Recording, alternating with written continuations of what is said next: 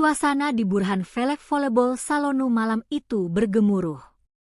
Ribuan pasang mata memadati tribun, menyambut dimulainya Liga Voli Turki yang mempertemukan dua raksasa, Fenerbahçe Opet dan Vakifbank.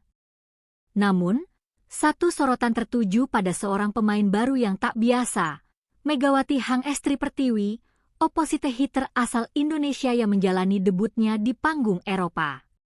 Set dari pertama berjalan panas.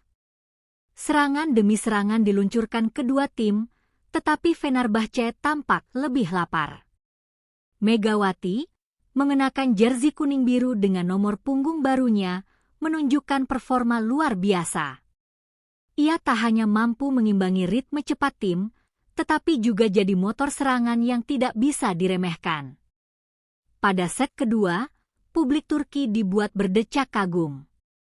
Sebuah spike keras dari Megawati menembus pertahanan Vakifbank, membuat bola menghantam lantai dengan suara menggelegar.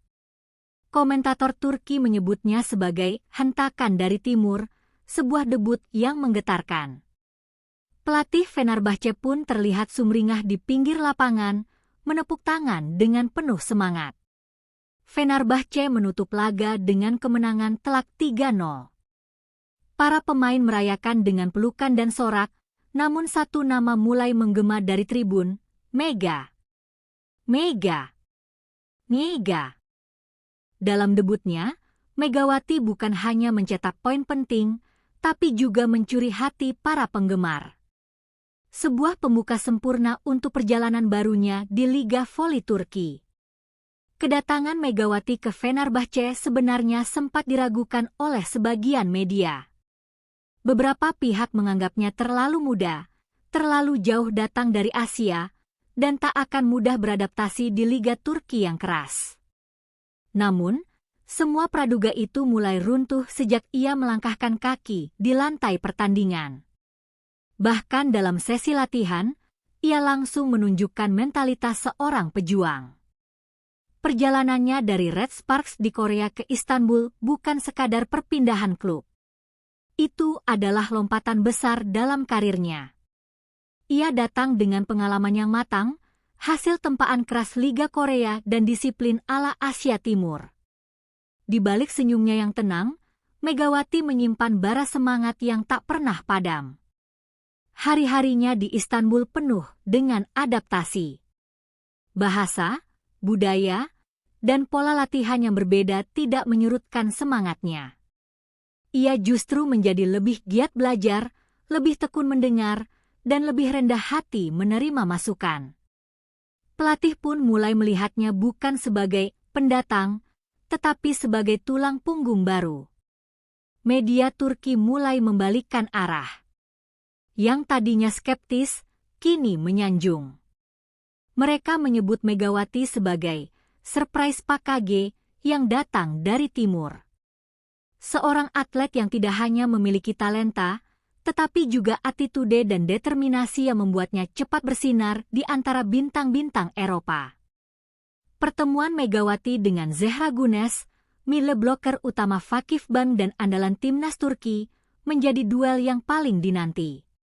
Banyak yang penasaran, apakah pemain asal Indonesia ini mampu menembus pertahanan besi milik Zehra? Dan jawaban itu datang lebih cepat dari yang dibayangkan.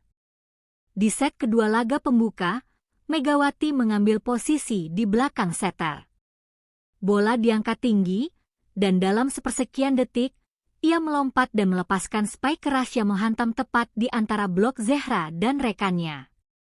Suara bola yang membelah udara dan jatuh di lantai menjadi bukti bahwa tembok itu telah runtuh, setidaknya untuk malam itu. Zehra sempat melirik Megawati setelah poin tersebut, seolah ingin memastikan siapa yang barusan menembus bloknya. Megawati tak berkata apa-apa, hanya membalas dengan senyum tipis dan kembali ke posisinya.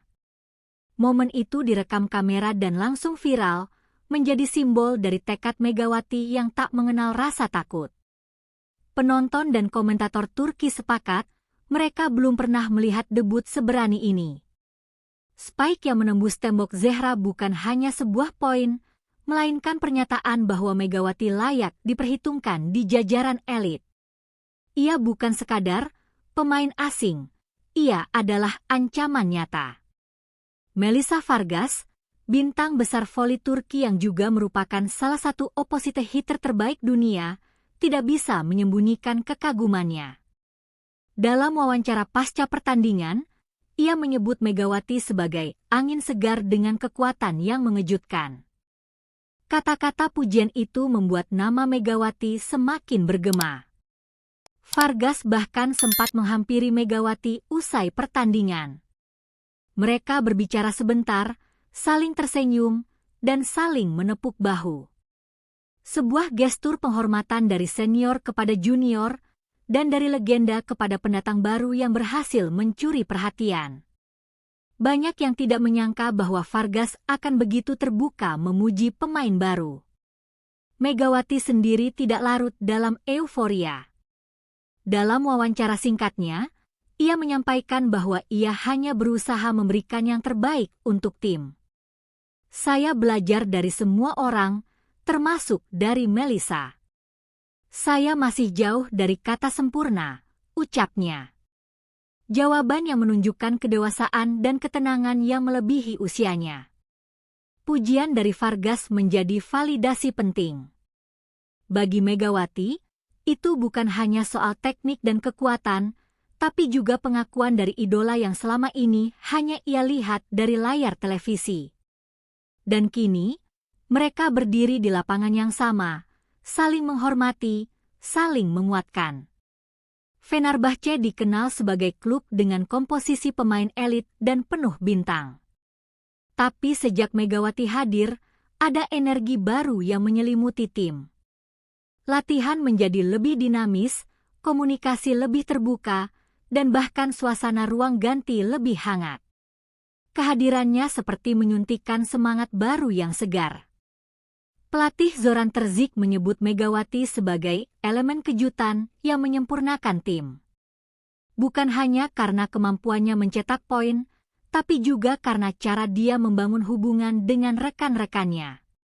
Ia cepat akrab dengan Kapten Eda Erdem dan bahkan sering bercanda dengan setter Maja Ogjenovic. Warna baru itu terlihat jelas dalam pertandingan. Serangan Fenerbahce kini lebih bervariasi, tidak lagi hanya bergantung pada sisi kiri atau middle blocker. Megawati menawarkan pola serangan yang lebih cepat dan tak terduga. Ia lincah di belakang garis 3 meter dan agresif di net. Lebih dari sekadar strategi, Megawati menghadirkan identitas baru. Ia adalah simbol keberagaman, pembuktian bahwa talenta bisa datang dari mana saja. Dan dalam tubuh tim raksasa seperti Fenerbahce, ia tak merasa kecil, justru sebaliknya, ia membuat tim itu semakin besar. Dari tribun ke media sosial, antusiasme fans Turki terhadap Megawati melesat cepat. Video spikenya ditonton jutaan kali, sementara akun Instagramnya dibanjiri pengikut baru dari berbagai negara. Banyak yang tidak percaya bahwa pemain yang begitu kuat dan elegan datang dari Asia Tenggara. Fans Fenerbahce mulai membawa poster dengan tulisan Mega Power atau Kekuatan dari Timur. Beberapa bahkan membuat chant khusus untuknya. Dalam satu sesi meet and greet, seorang anak kecil mengenakan jersey bertuliskan Hang Estri sambil membawa bendera Indonesia kecil, pemandangan yang menyentuh hati banyak orang. Megawati sempat meneteskan air mata haru ketika mendengar para fans menyanyikan namanya di tribun. Ia tidak menyangka akan mendapat sambutan sehangat ini, terutama di negara yang budaya dan bahasanya berbeda. Tapi para penggemar melihat sesuatu yang istimewa dalam dirinya, ketulusan dan semangat juang yang luar biasa. Antusiasme ini tak hanya memperkuat posisinya di tim, tapi juga membuktikan bahwa olahraga benar-benar bisa menyatukan perbedaan. Di Istanbul, Megawati bukan lagi orang asing. Ia telah menjadi bagian dari keluarga besar Fenerbahce, dicintai sepenuh hati oleh para pendukungnya. Kemenangan besar di laga pembuka dan performa Megawati bukan hanya cerita satu malam. Itu adalah pesan. Sebuah peringatan bagi semua tim di Liga Turki bahwa ada kekuatan baru yang tidak bisa dianggap remeh. Dan kekuatan itu datang dari tim yang sudah kuat, Fenerbahce, dengan amunisi tambahan dari Indonesia. Pelatih lawan dalam konferensi pers mengatakan, "Kami tidak memperkirakan dampaknya sebesar ini. Megawati bermain seperti sudah bertahun-tahun di sini." Kalimat itu menyentuh ego banyak tim, membuat mereka harus mulai mempelajari ulang taktik mereka menghadapi Fenerbahce. Megawati sendiri tidak pernah menyampaikan pesan dalam kata-kata keras. Tapi setiap spike, setiap serve, dan setiap blok yang ia lakukan adalah pesan tersendiri. Saya datang bukan untuk belajar saja, tapi untuk bersaing. Sikap tenang di luar lapangan, namun buas di dalamnya, jadi kombinasi yang mulai ditakuti lawan. Liga baru saja dimulai, tapi Megawati sudah meletakkan fondasi yang kokoh. Ia adalah tantangan baru yang tak terduga, dan sekaligus peluang emas bagi Fenerbahce untuk melangkah lebih jauh. Satu hal pasti, Liga Turki tidak akan sama lagi sejak kehadiran Megawati Hangestri Pertiwi. Tak banyak yang tahu, sebelum resmi berseragam Fenerbahce, Megawati sempat pulang ke Indonesia secara diam-diam. Di sela kepindahannya dari Red Sparks, ia dipinjamkan ke Gresik Petrokimia untuk memperkuat tim dalam final for Proliga 2025. Langkah ini menjadi bentuk tanggung jawabnya kepada klub asal dan juga sebagai bentuk cinta pada tanah air. Publik awalnya tidak menyadari karena minimnya pemberitaan. Namun saat laga penentuan melawan Jakarta Popsivo, penampilan Megawati tak bisa disembunyikan lagi. Ia bermain dengan semangat tinggi, meski belum sepenuhnya bugar. Rekaman pertandingan menyebar luas dan memicu berbagai pertanyaan. Banyak yang kagum akan dedikasinya. Di tengah kepindahan besar dan proses adaptasi internasional, Megawati masih menyempatkan diri membela klub dalam negeri. Itu bukan tentang uang atau kontrak. Itu tentang rasa hormat, katanya dalam wawancara usai laga Final Four. Namun di balik semua itu, ada cerita yang tidak terlihat. Keputusan turun di Proliga ternyata membawa risiko besar. Megawati menyimpan sesuatu yang tak diungkapkan ke publik saat itu. Ia belum pulih total dari cedera lamanya. Megawati mengalami cedera pergelangan tangan sejak putaran akhir di V-League Korea. Cedera itu sebenarnya belum benar-benar pulih ketika ia memutuskan untuk memperkuat Gresik Petrokimia di final for Proliga. Meski dokter menyarankan istirahat total, Megawati memilih bermain dengan perban dan suntikan pereda nyeri demi menghormati kepercayaan yang diberikan padanya. Sayangnya, keputusan itu berdampak. Penampilannya tidak sebaik biasanya. Beberapa spike-nya tidak sekuat dulu, dan beberapa kali ia terlihat meringis setelah mendarat. Netizen mulai mempertanyakan, bahkan sebagian menyayangkan mengapa ia harus bermain jika belum fit sepenuhnya. Pelatih Petrokimia sendiri sempat mengingatkannya untuk tidak memaksakan diri. Namun Megawati bersikeras.